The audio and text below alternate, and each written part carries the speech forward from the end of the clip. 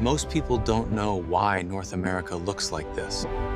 It was shaped by massive tectonic plates, slowly colliding and separating. Then ice and water carved the land, forming lakes, valleys, and coastlines. That's why no two places in North America look the same.